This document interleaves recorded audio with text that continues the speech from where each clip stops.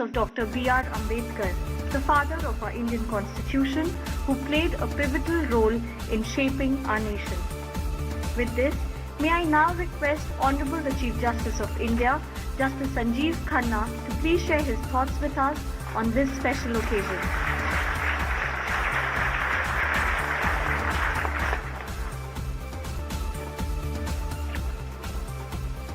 Respected Shri Narendra Modi ji, the Prime Minister of India, Mr. Justice B.R. Gawai, Judge Supreme Court of India, Mr. Justice Surya, Judge Supreme Court of India, Shri Arjun Ram Meghwal, Minister of State, Ministry of Law and Justice, Mr. R. Venkatarani, Attorney General of India, Mr. Manan Kumar Mishra, President Bar Council of India, Mr. Kapil Sibal, President Supreme Court Bar Association, Judges of the Supreme Court and the High Courts, former Chief Justices, former Judges of the Supreme Court, members of the Bar, distinguished audience, Namaste and a very good evening. 75 years ago, on 26 November 1959, a defining moment in India's history unfolded. The Constitutional Assembly adopted the Constitution of India. Today we honor this historic occasion not merely as a celebration of adoption, but as an ode to living, breathing document that is the Constitution. We, the people of India, consider it to be a way of our lives. It is our pledge to honor, uphold and protect the Constitution of India as its trustee and custodian. The Constitution bestows upon the Constitutional Court the power of judicial review. This enables us to strike down amendments to the Constitution, the legislation, the executive policy, administrative and quasi-judicial decisions. We entertain public interest litigation, initiate suo motu cases, appoint amicus curiae to aid our decision making. The district courts, the first point of contact for most citizens, adjudicate disputes and in this manner enforce fundamental rights and other rights available in law.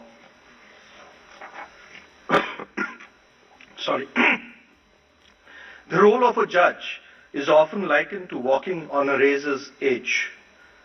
Each case we hear requires balancing competing rights and obligations with fairness, empathy and precision. Every judgment we render is a zero-sum game.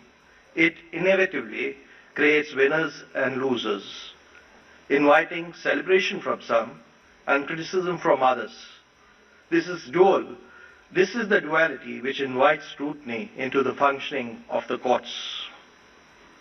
For some, the constitutional courts in India are among the most powerful in the world. For others, we are straying from our constitutional duties, sometimes by falling to challenge the status quo or in resisting the transient popular mandate of the electorate. As judges, perspectives and critique matter because our foremost duty is towards the public, and secondly, being open and transparent is the biggest strength of the judiciary. As adjudicators, we eschew any sense of being beyond reproach. In being responsive to constructive feedback, our courts become more efficient, citizens and public-centric and accountable. By opening ourselves to scrutiny, we can identify systematic inefficiencies and bottlenecks and work towards eliminating them. How sometimes critics question, how can an unelected judiciary justify its significant power in a democracy? But imagine a world where judges campaign for rules, solicit views, decisions from public, and make promises for future judgments. The Constitution, by design, insulates the judiciary from the ebbs and flows of the electoral process.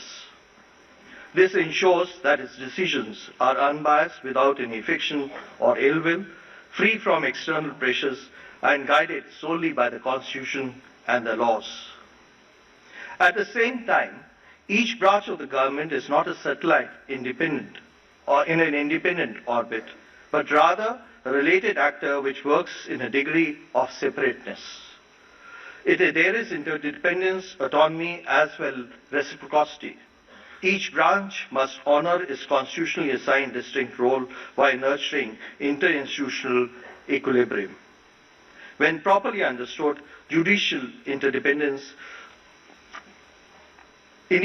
serves not as a high wall but as a bridge catalyzing the nurturing of the Constitution, fundamental rights, and the governance framework. When a citizen challenges a law or an executive action, they participate in the democratic process as envisaged by the Constitution. The judiciary becomes an arena where ideas of our republic are continuously tested, refined, affirmed, or molded. I would like to highlight certain areas of concern which are today engulfing the judiciary. These are areas and backlog of cases, delays, cost of litigation, excess and lack of ease of access to justice, large number of under-trial prisoners, and phenomenon what I term is want of truth or truth deficit. I will not like to highlight each one of them, but focus on 2-3. To begin, the scale of cases flowing into the Indian courts is staggering.